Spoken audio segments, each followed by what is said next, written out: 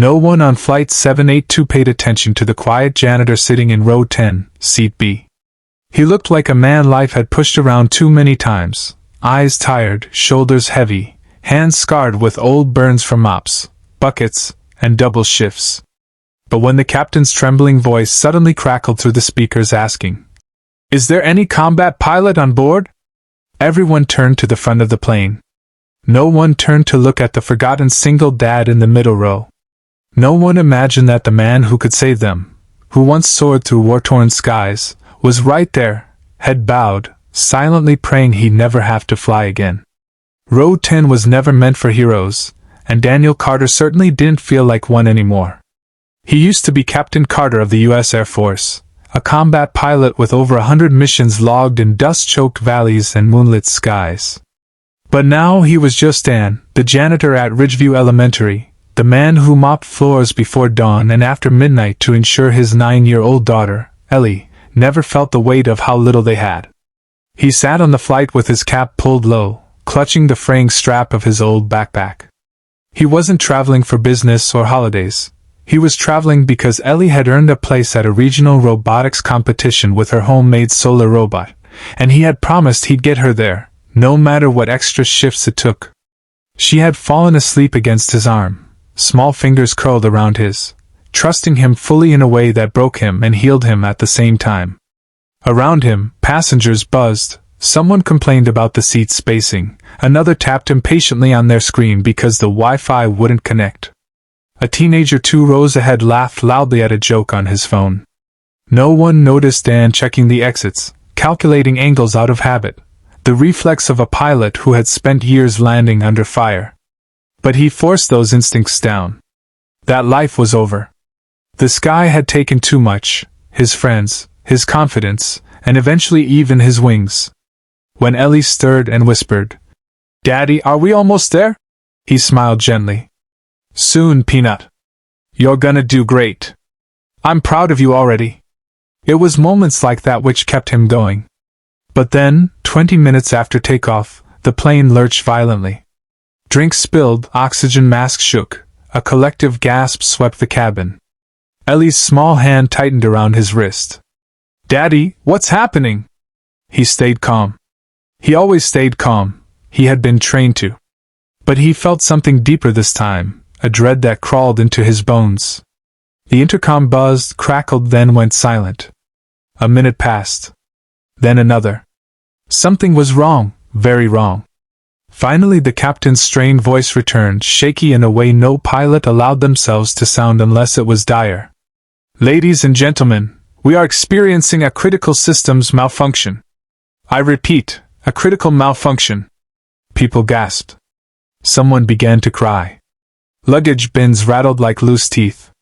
The captain inhaled sharply, then said the words no one ever wants to hear on board a commercial flight. "Is there any combat pilot on board? If so, please come to the cockpit immediately." A stunned silence fell over the plane. Passengers turned and scanned every row, searching for someone who looked like a military aviator. Someone strong. Someone confident. Someone in uniform. No one looked at the thin, exhausted janitor in row 10. Except Ellie. She whispered, "Daddy, that's you." And in that moment, Dan felt his heart break wide open.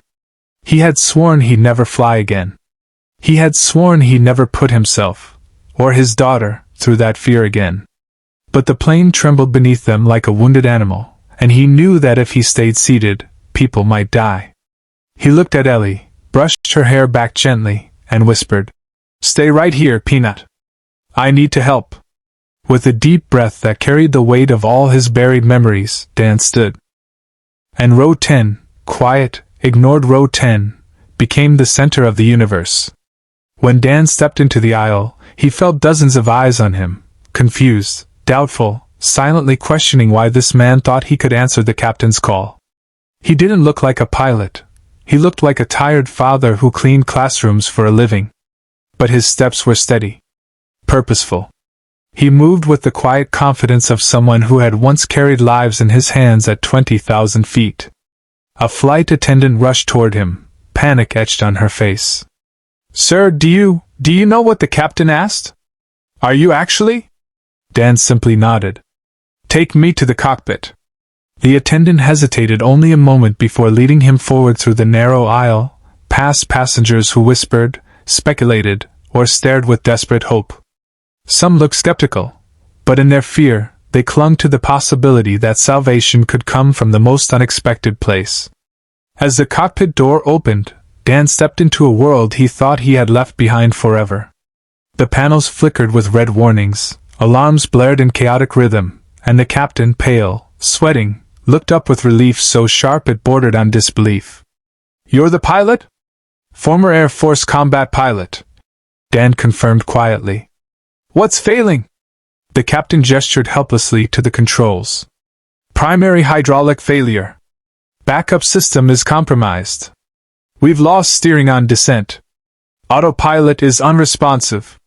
Dan slid into the co-pilot seat, his hands trembling for just a second before muscle memory took over. The feel of the yoke, the hum of a wounded aircraft.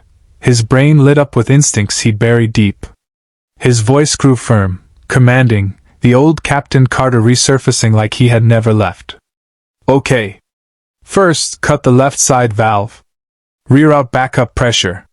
Bring electrical to manual override. The captain blinked. You still remember all this? Dan didn't answer. He didn't need to. For the next 10 minutes, he worked with the precision of a surgeon and the calm of a man who had once guided burning aircraft across enemy skies. Sweat trickled down his back, alarms screamed, and the altitude dropped faster than it should have. Meanwhile, in the cabin, Ellie clutched her seatbelt, whispering, Daddy, please come back. A young woman beside her tried to comfort her, saying, He'll be okay. He's doing something brave. Ellie shook her head. He's not just brave. He's the best pilot ever. Back in the cockpit, Dan realized the plane was still descending too fast. The landing gear wasn't responding. The runway was minutes away. The captain swallowed hard. We're coming in too hot. Dan's jaw tightened. Then we slow her down manually. That's impossible. Not today. With the technique he had once used to save a downed squadron member, Dan forced the aircraft into a risky aerodynamic maneuver, tilting just enough to bleed speed without stalling.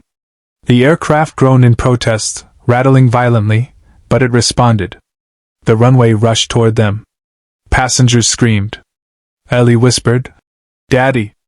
The wheels hit the ground hard, once, twice, then skidded, sparks flying. The plane veered, tires burning against the tarmac. Dan fought the yoke with everything he had left. And then, the plane slowed. Straightened. Stopped. Silence. A long, stunned, breathless silence.